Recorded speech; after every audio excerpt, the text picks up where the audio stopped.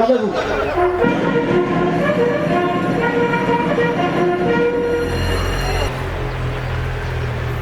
Mesdames, Messieurs, nous appelions les autorités. Monsieur le premier adjoint qui représente notre maire André-Étienne Akoun, le major Poudon qui est le chef de la gendarmerie du Tampon, le capitaine de corvette Michel Kovaljuk, président de l'Union départementale des sous-officiers de réserve de la Réunion, et la présidente Madame Delmas, présidente de la Fondation de la France Libre de la Réunion. Repos. Au nom de notre maire André-Étienne Akoun, représenté aujourd'hui par le premier adjoint M. Ouaro, et par ma qualité d'élu, nous souhaitons la bienvenue au major, commandant, Madame la présidente Delmas, messieurs les porte-drapeaux, mesdames et messieurs les élus, mesdames et messieurs les représentants et adhérents patriotiques, mesdames et messieurs les délégués de quartier, mesdames, messieurs, je tiens aussi à remercier les jeunes de la journée défensive citoyenneté, accompagnés de leur encadrement, qui sont présents dans nos murs aujourd'hui pour la journée. Le 18 juin 1940, le général de Gaulle a en effet tracé la voie des grands principes institutionnels qui devaient reconstruire notre nation. C'est la grande force de cet homme, au destin extraordinaire, qui à ce moment de l'histoire où la France chancelait a su trouver les mots justes pour susciter un souffle d'espoir. Puisque tout recommence toujours, que cet appel et que l'action du général de Gaulle soit pour nous et pour la France une source d'ardeur toujours renouvelée. Mesdames, Messieurs, avant de monter les couleurs, formulons le vœu que le 79e anniversaire de l'appel du 18 juin 1940 du général de Gaulle inspire notre conscience. Gardement. Attention pour les couleurs. Oui. Envoyez.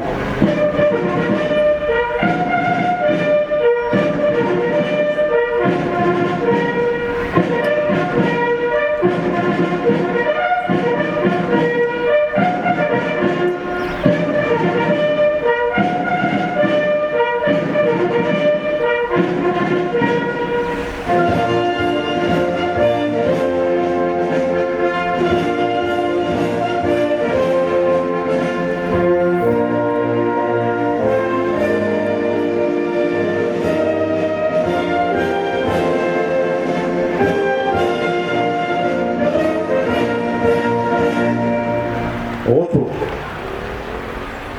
Monsieur Bélinger, dans quelques moments, va nous donner une leçon d'histoire. Il va nous lire l'appel du 18 juin.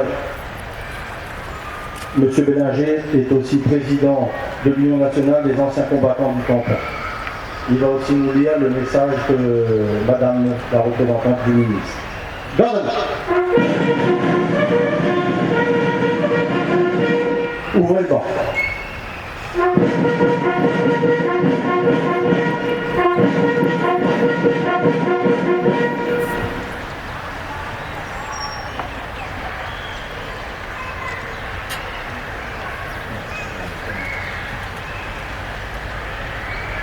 Texte de l'appel du 18 juin 1940. Les chefs qui, depuis de nombreuses années, sont à la tête des armées françaises, ont formé un gouvernement. Ce gouvernement, alléguant la défaite de nos armées, s'est mis en rapport avec l'ennemi pour cesser le combat. Certes, nous sommes submergés par la force mécanique, terrestre et aérienne de l'ennemi. Infiniment plus que leur nombre, ce sont les chars, les avions, la tactique des Allemands qui nous font reculer. Ce sont les chars, les avions, la tactique des Allemands qui ont surpris nos chefs au point de les amener là où ils en sont aujourd'hui. Mais le dernier mot est-il dit? L'espérance doit-elle disparaître? La défaite doit-elle être définitive? Non. Croyez-moi, moi qui vous parle en connaissance de cause, et vous dit que rien n'est perdu pour la France. Les mêmes moyens qui nous ont vaincus peuvent faire venir un jour la victoire. Car la France n'est pas seule. Elle n'est pas seule. Elle n'est pas seule. Elle a un vaste empire derrière elle.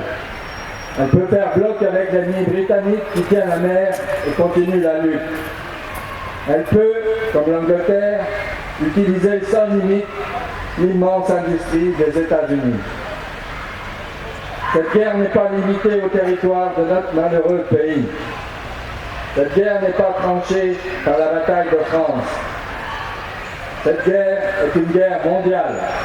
Toutes les fautes, tous les retards, toutes les souffrances n'empêchent pas qu'il y a dans l'univers tous les moyens pour écraser un jour nos ennemis. Foudroyés aujourd'hui par la force mécanique, nous pourrons vaincre dans l'avenir par une force mécanique supérieure. Le destin du monde est là. Moi, général de Gaulle, actuellement à Londres, j'invite les officiers et les soldats français qui se trouvent en territoire britannique ou qui viendraient ainsi y trouver, avec leurs armes ou sans leurs armes. J'invite les ingénieurs et les ouvriers spécialisés des industries d'armement qui se trouvent en territoire britannique ou qui viendraient à s'y trouver, à se mettre en rapport avec moi.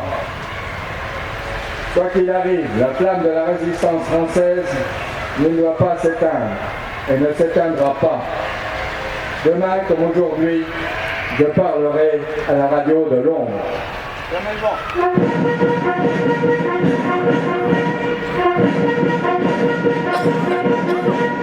Ouvrez le banc.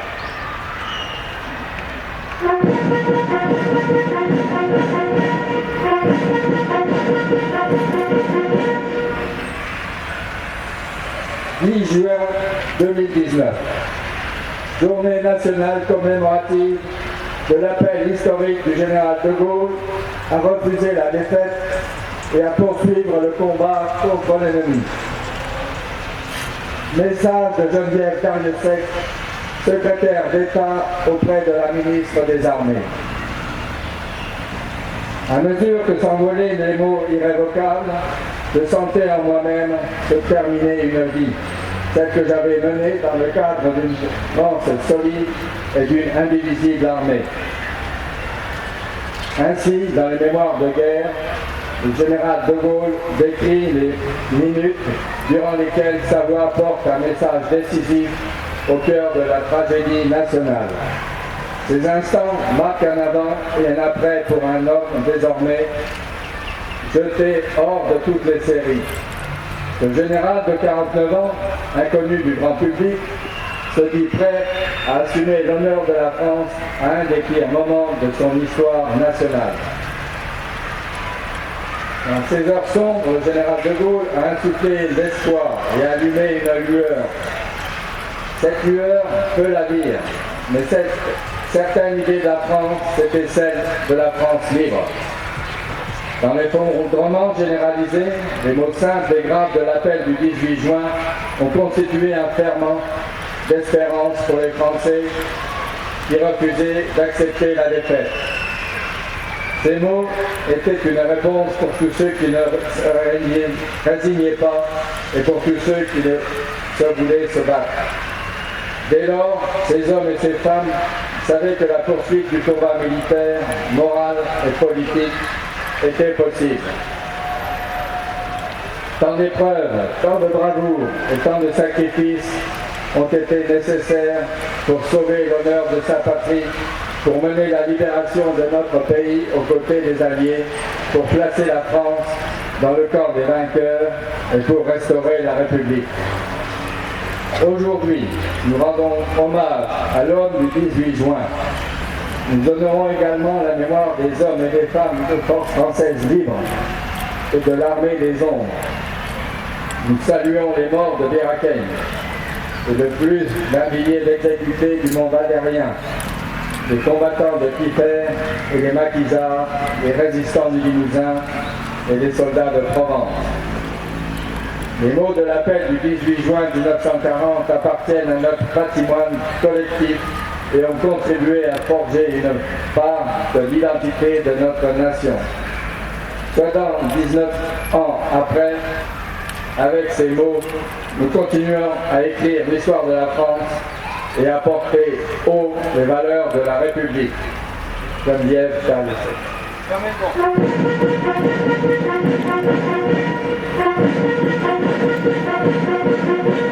Repos.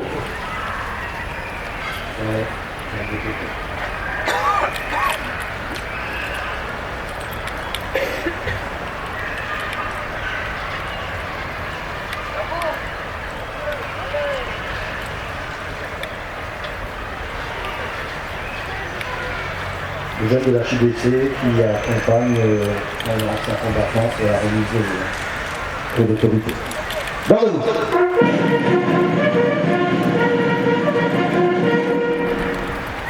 Les autorités savantes viennent de l'Union.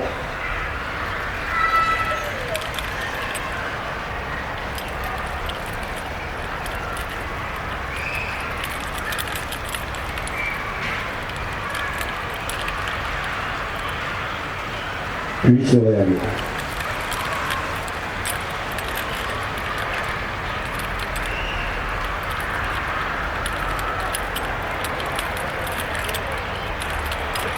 Comment?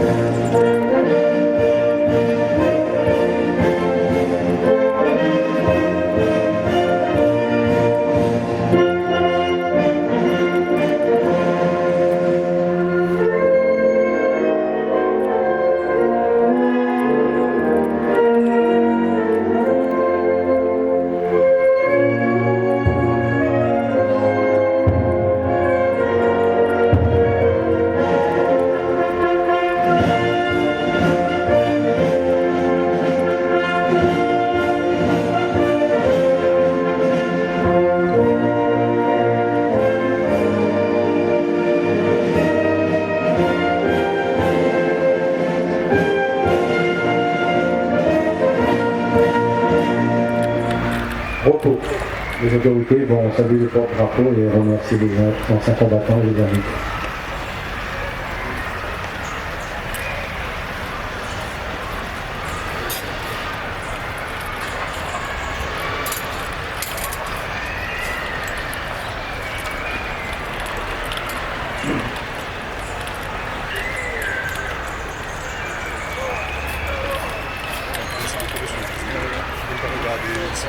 Sinon, on a réfléchi.